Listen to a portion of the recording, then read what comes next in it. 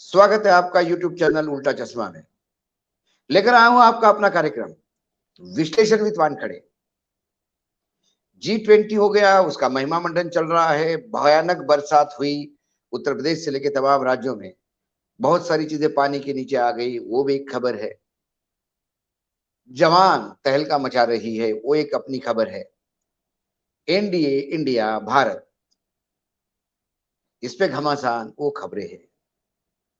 लेकिन जब बार बार ये डर लगता है और हमें बार बार अलग अलग जब खबरें करते हैं, विश्लेषित करते हैं, तो उसको लगता है कि क्या संविधान खतरे में है, क्या देश का लोकतंत्र खतरे में है। ऐसे में सर्वोच्च न्यायालय के 2 मेंबर बेंच की एक टिप्पणी आशा का किरण लेके आती है। जम्मू कश्मीर के एक मसले पे जस्टिस विक्रमनाथ और जस्टिस असुद्दीन अमानुल्लाह की बेंच ने एक टिप्पणी की, और वो टिप्पणी ये थी कि अगर कोई अफसर गलत करता हुआ कोर्ट को दिखता है तो वह इसमें दखल देगा। और यह दखल, सर्वोच्च न्यायालय ने आगे कहा कि उसे चुनाव प्रक्रिया में दखल देने का पूरा हक है। आमतौर पर यह माना जाता है कि सर्वोच्च न्यायालय चुनाव या उससे जुड़ी प्रक्रिया में दखल नहीं देती, लेकिन ये अंतिम सत्य नहीं है। लोकतंत्र को बहाल रखने के लिए सबसे जरूरी है चुनाव प्रक्रिया का पारदर्शी होना।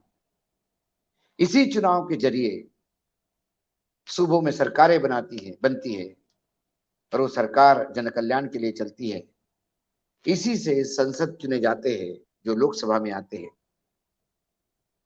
और यदि आधिकारिक स्तर पर इस चुनाव प्रक्रिया में या इस चुनाव प्रक्रिया को प्रभावित किया जाता है तो सर्वोच्च न्यायालय मूक दर्शक नहीं बनेगा।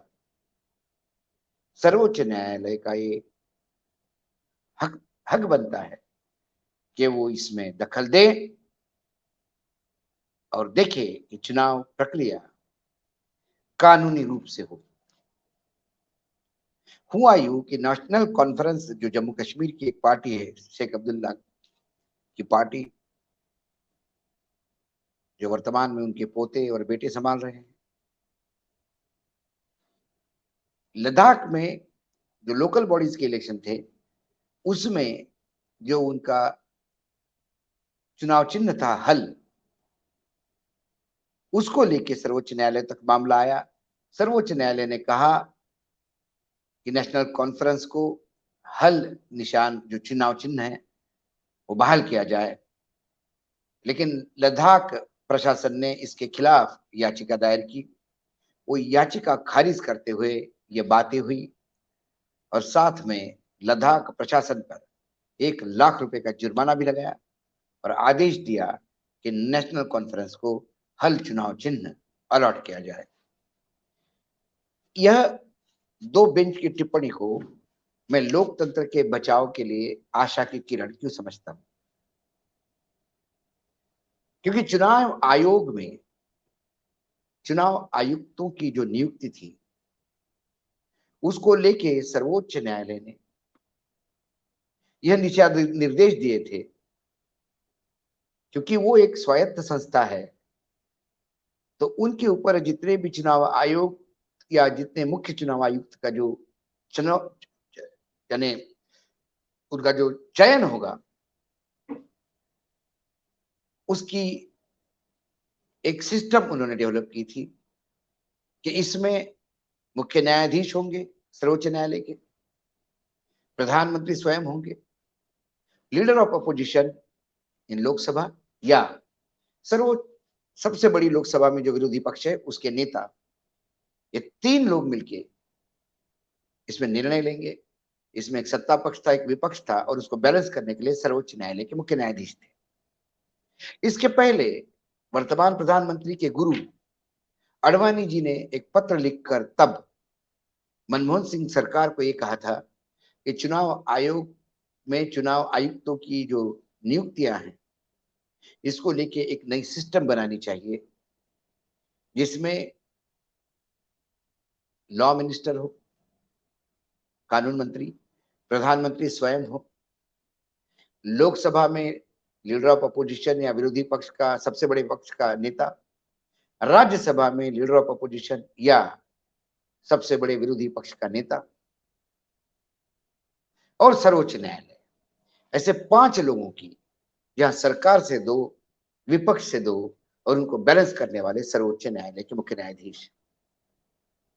जब ये प्रक्रिया सर्वोच्च न्यायालय ने ये सिस्टम दिया,